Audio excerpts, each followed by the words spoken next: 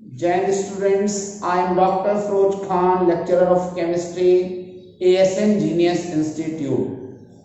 Friends, आज के इस वीडियो में हम लोग सॉल्यूशन चैप्टर से पढ़ेंगे वांट ऑफ फैक्टर के बारे में।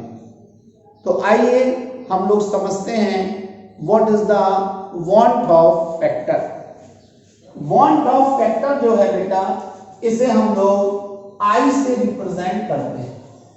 वांट ऑफ फैक्टर को आई से रिप्रेजेंट करते हैं। I is equal to formula क्या होता है? I is equal to formula होता है observe colligative property upon normal colligative property. तो ये हो जाएगा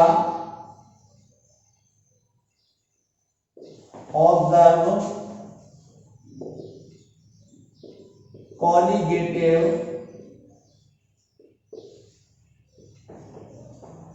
प्रॉपर्टी अपॉन नॉर्मल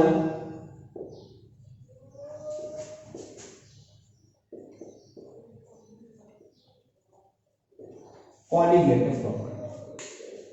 तो I इज इक्वल टू होता है observe colligative property upon normal colligative property, और इस बेस पर हम लोग वांट ऑफ फैक्टर की डेफिनेशन भी दे सकते हैं। कैसे?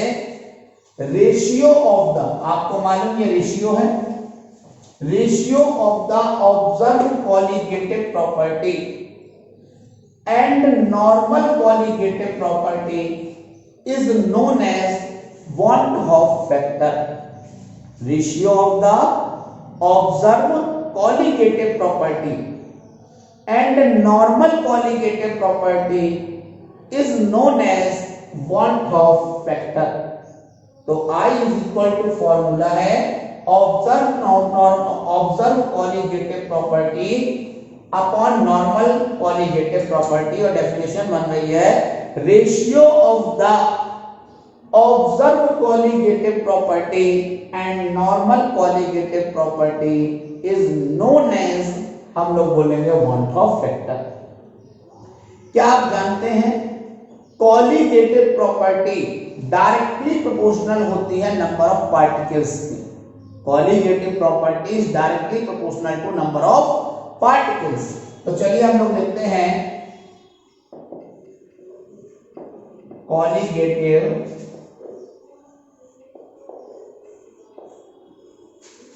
is directly proportional to number of particles। तो colligative property is directly proportional to the number of particles। तो हम लोग यहां पर अब चाहे तो एक और फॉर्मूला लिख सकते हैं, I is equal to, और I is equal to क्या हो जाएगा? फॉर्मूला बनेगा observe number of particles in solution upon normal number of particles in solution। Observe number of particles in solution upon normal number of particles in solution। तो हमने कहा यहां पर observe number of particles in solution upon normal number of particles in solution। Observe number of particles in solution upon normal number of particles in solution। और आप एक और definition यहां पर वांट ऑफ फैक्टर की लिख सकते हैं। क्या आप लिख सकते हैं? रेशियो ऑफ द, देखिए फिर रेशियो आ गया, ratio of the observe number of particles in solution and normal number of particle in solution is known as van't Hoff factor. मैंने बताया कि ratio of the observe number of particles in solution upon normal number of particle in solution is known as want of factor।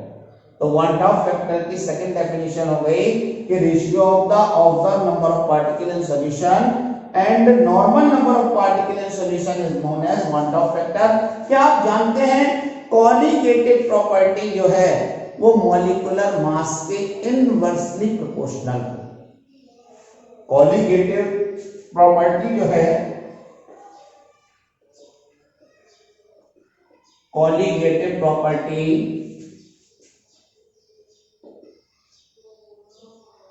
Inversely proportional है या reciprocal भी बोल सकते हैं molecular mass की।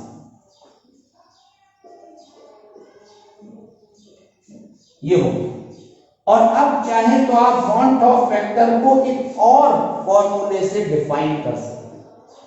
मतलब I इज इक्वल टू, अब आप फॉर्मूला बना सकते हैं इसके बेस पर I इज इक्वल टू हो जाएगा normal molecular mass of solute upon observe molecular mass of solute.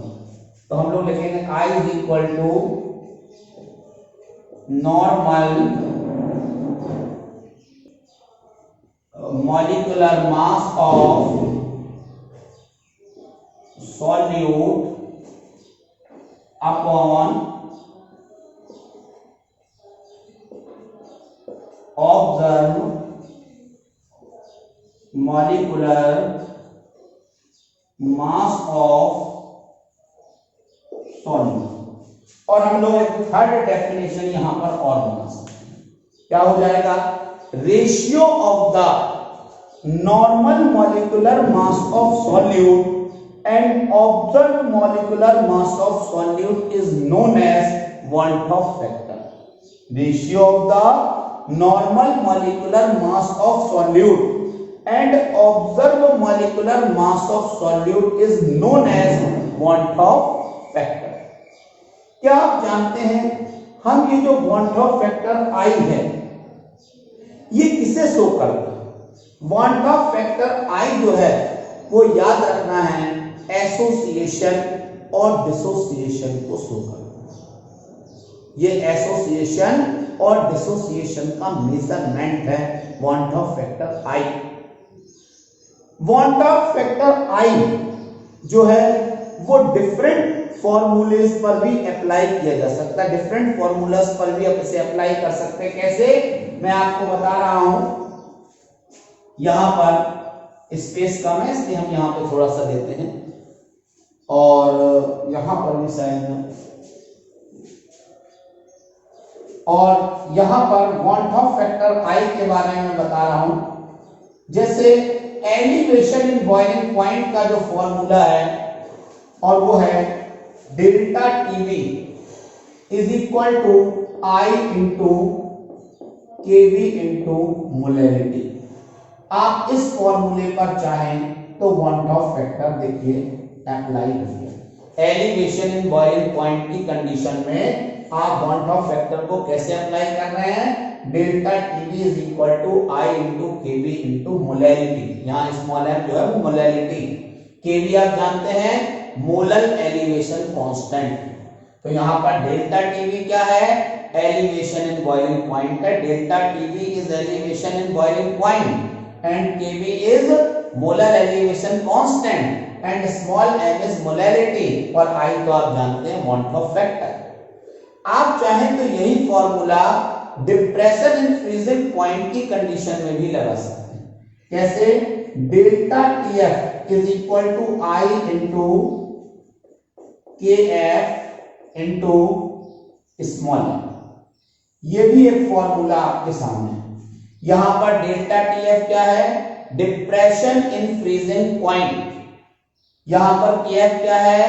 Molar depression constant. KF है molar depression constant and small m is molarity and I one Hoff factor. और आप चाहें तो van't Hoff factor को इस तरीके से यानी कि लोअरिंग इन वेपर प्रेशर की कंडीशन में भी अप्लाई कर सकते हैं। लोअरिंग इन वेपर प्रेशर का फॉर्मूला है PA0 minus PA upon PA0 is equal to I into XB। यहां जानते हैं ना PA0 क्या है? What is the PA0? PA0 है vapour pressure of the pure solvent, PA0 is vapour pressure of pure solvent, PA vapour pressure of solution, PA क्या है, vapour pressure of solution, and XB क्या होता है, XB है, याद रखना है, मोल फ्रैक्शन ऑफ सॉल्यूट, XB क्या है यहाँ पर, मोल fraction of solute, and I is want Hoff factor. और इसके बाद हम चाहें तो ऑस्मोटिक प्रेशर वाले फॉर्मूले पर भी वांट ऑफ फैक्टर को अप्लाई कर सकते हैं। कैसे, ऑस्मोटिक प्रेशर वाला फॉर्मूला होता है pi V is equal to I NV/RT, ये है pi V is equal to I NV/RT।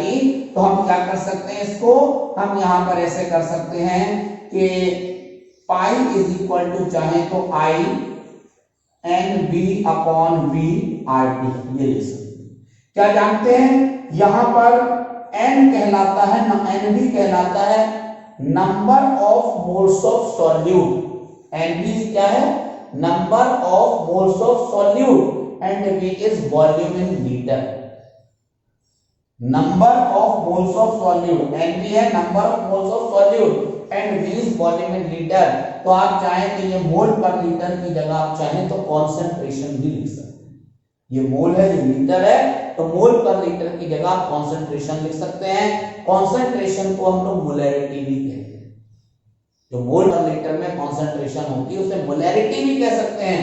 यानी आप चाहें तो इसे ऐसे लिख सकते हैं ICRT, यहां C कहलाएगी कॉन्सेंट्रेशन इन मोल पर लीटर, और मैंने बताया जो कॉन्सेंट्रेशन मोल पर लीटर में होती है उसे आप चाहें तो मोलैरिटी भी बोल सकते हैं, यानी C को आप मोलैरिटी कह सकते हैं। तो मैंने क्या बताया, यहां पर मैंने आपको बताया जो पाई है, देखिए जरा इस फॉर्मूले में जो पाई है, पाई को बोलते हैं osmotic pressure of solution, osmotic pressure. यहां पर V क्या है, वॉल्यूम इन लीटर, आपको मालूम है NV क्या है, number of moles of solute, R क्या है, गैस कांस्टेंट, R क्या है, गैस कांस्टेंट, एंड T क्या है, टेम्परेचर इन केल्विन, ठीक है ना, और I को जानते हैं वांट ऑफ फैक्टर हो गया। इसी तरीके से यहाँ C है कॉन्सेंट्रेशन इन मोल पर लीटर, क्लियर। अब मैं आपको यहाँ पर अभी एक फॉर्मूला भी मैं आपको और एक्सप्लेन करूंगा, और वो फॉर्मूला मैं यहां लिख देता हूं। एक फॉर्मूला और होता है alpha is equal to I-1 upon N-1, I-1 upon N-1। तो यहां पर देख सकते हैं आप कि मैंने फॉर्मूला और लिखा है, ये भी न्यूमेरिकल में यूज होता है, alpha is equal to I-1 upon N-1, where alpha is degree of dissociation, alpha क्या है, डिग्री ऑफ डिसोसिएशन, I को बोलते हैं van't Hoff factor, and N होता है नंबर ऑफ आयंस, N क्या है, नंबर ऑफ आयन। तो अल्फा है डिग्री ऑफ डिसोसिएशन, I होता है van't Hoff factor, and N is number of ions, ठीक है ना। अब हम लोग इसके आगे एक दो बातें और पढ़ते हैं। अगर मान लीजिए I इज इक्वल टू 1 हो जाए, if I is equal to 1, इसका मतलब है कि जो सॉल्यूट है वो सॉल्यूशन में ना तो एसोसिएट हो रहा है और ना डिसोसिएट हो रहा है। अगर I की वैल्यू 1 आ जाए, वांट ऑफ फैक्टर की वैल्यू अगर आपको 1 गिवन है, तो इसका मतलब है कि जो सॉल्यूट है वो सॉल्यूशन में ना तो एसोसिएट हो रहा है और ना डिसोसिएट हो रहा है। अगर I की वैल्यू बेटा मोर देन 1 आ जाए, मोर देन 1, इसका मतलब है कि सॉल्यूट का सॉल्यूशन में डिसोसिएशन होगा। I की वैल्यू मोर देन 1 आए, इसका मतलब है कि सॉल्यूट का सॉल्यूशन में डिसोसिएशन हो रहा है। और अगर I की वैल्यू लेस देन 1 आ जाए, लेस देन 1, आप देख सकते हैं I की वैल्यू लेस देन 1 है, तो इसका मतलब है कि सॉल्यूट का सॉल्यूशन में क्या हो रहा है, एसोसिएशन हो रहा है, सॉल्यूट का सॉल्यूशन में एसोसिएशन हो रहा है। तो अगर I की वैल्यू 1 आ जाए एक्यूरेट, तो इसका मतलब हैगा कि जो सॉल्यूट है उसका सॉल्यूशन में ना एसोसिएशन हो रहा ना डिसोसिएशन। अगर I की वैल्यू मोर देन 1 रहेगी तो इसका मतलब है सॉल्यूट का सॉल्यूशन में डिसोसिएशन हो रहा है। और अगर I की वैल्यू लेस देन 1 हो जाएगी तो इसका मतलब है सॉल्यूट का सॉल्यूशन में एसोसिएशन हो रहा है। अब हम लोग एक बार दोबारा स्टार्टिंग से एंड तक वांट ऑफ फैक्टर के बारे में मैं डिस्क्राइब कर रहा हूं, सब लोग फिर से सुनें। वांट ऑफ फैक्टर को हम लोग I से रिप्रेजेंट करते हैं। जो वांट ऑफ फैक्टर है आपको याद रखना है ये एसोसिएशन और डिसोसिएशन को शो करता है। वांट ऑफ फैक्टर किसे शो करता है? एसोसिएशन और डिसोसिएशन को शो करता है। आपको याद रखना है कि जो वांट ऑफ फैक्टर है इसे I से रिप्रेजेंट करते हैं। I इज इक्वल टू होता है observe colligative property upon normal colligative property. और इसकी डेफिनेशन बनेगी, फर्स्ट डेफिनेशन कि ratio of the observe colligative property and normal colligative property is known as van't Hoff factor, it is denoted by I। अब colligative property directly proportional है number of particles के, तो एक second formula बन सकता है कि I इज इक्वल टू हो जाएगा observe number of particles in solution upon normal number of particles in solution. और डेफिनेशन बनेगी, second definition, ratio of the, फिर से देखिए रेशियो आ गया, ratio of the observe number of particles in solution and normal number of particles in solution is known as van't Hoff factor.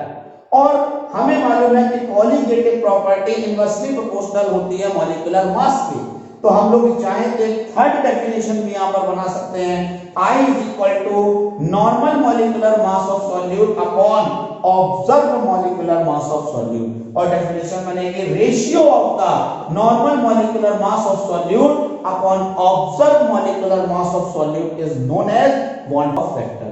मैंने बताया कि वांट ऑफ फैक्टर की help से याद रखें आप elevation in boiling point, depression in freezing point, lowering in vapour pressure and osmotic pressure के formulas पर भी इसे अप्लाई कर सकते हैं।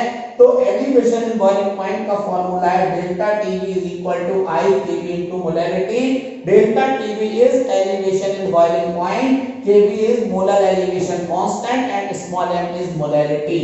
And depression in freezing point में delta TF is equal to I PF into M. आपको मालूम है delta TF is depression in freezing point and PF is molar depression constant and small m is molarity. And lowering in vapour pressure में PA0 minus PA upon PA0 is equal to I into XB। XB हो जाएगा यहां पर, तो यहां पर आपको मालूम है PA होता है vapour pressure of the pure solvent, PA is vapour pressure of solution, PA0 फिर वही vapour pressure of pure solvent, और XB is mole fraction of solute. And osmotic pressure की कंडीशन में pi B is equal to I ND RT, तो pi is equal to I ND V upon RT, तो यहां पर I is equal to pi is equal to IC RT। And number of mole है, V volume in litre है, मोल पर litre की जगह हमने यहाँ C टर्म लिखा, कंसंट्रेशन लिख दिया, ठीक है ना। ये जो कंसंट्रेशन है मोल पर लीटर में है, इसलिए आप चाहें जैसे मोलैरिटी भी बोल सकते हैं। यहाँ पर पाई होता है osmotic pressure, V volume in litre, Nv number of moles of solute, R gas constant and T is temperature in kelvin, ठीक है ना। अब हम लोग इसके बाद आगे बढ़ते हैं। एक फॉर्मूला और कभी-कभी न्यूमेरिकल क्वेश्चंस में यूज होता है, alpha is equal to I minus 1 upon n minus 1, where alpha is degree of dissociation, alpha degree of dissociation, I van't Hoff factor and n number of ions. मैं एक बात और last point बता रहा हूं, यदि वांट ऑफ फैक्टर की value 1 आ जाए, इसका मींस है सॉल्यूट जो है वो सॉल्यूशन में ना तो एसोसिएट हो रहा है और ना डिसोसिएट हो रहा है, ठीक है ना, अनचेंज है सॉल्यूट। दूसरी बात, I अगर मोर देन 1 हो जाए तो इसका मतलब है कि सॉल्यूट जो है वो सॉल्यूशन में डिसोसिएट हो रहा है, और अगर I की वैल्यू लेस देन 1 आ जाए तो सॉल्यूट सॉल्यूशन में एसोसिएट हो रहा है। तो साथियों, आपको आज का हमारा ये वीडियो कैसे लगा, कमेंट बॉक्स में आकर तुरंत कमेंट करें और वीडियो को लाइक करें। साथियों, अगर आपकी कोई भी क्वेरीज हो तो स्क्रीन पर शो हो रहे नंबर्स जो हैं उन पर आप कॉल करके या फिर व्हाट्सएप पर मैसेज करके भी आप हमें अपनी क्वेरीज बता सकते हैं। और एक बात और आपसे बोलूंगा, अगर आपने अब तक इस चैनल को सब्सक्राइब नहीं किया है तो तुरंत इसे सब्सक्राइब कर लें और इसे ज्यादा से ज्यादा स्टूडेंट्स तक शेयर करें ताकि इसका एडवांटेज सभी स्टूडेंट्स को हो पाए। आज की क्लास को ही स्टॉप करते हैं। जय हिंद, जय भारत।